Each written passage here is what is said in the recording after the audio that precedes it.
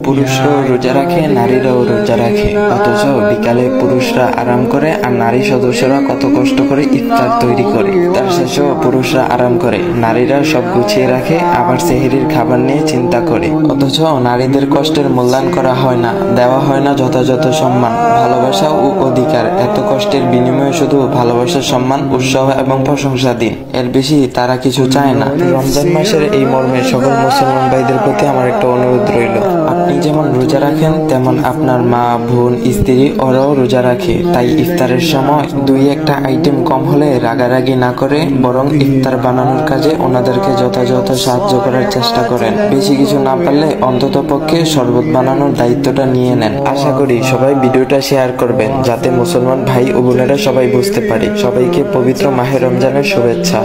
خالدين فيها نعم أجر العاملين।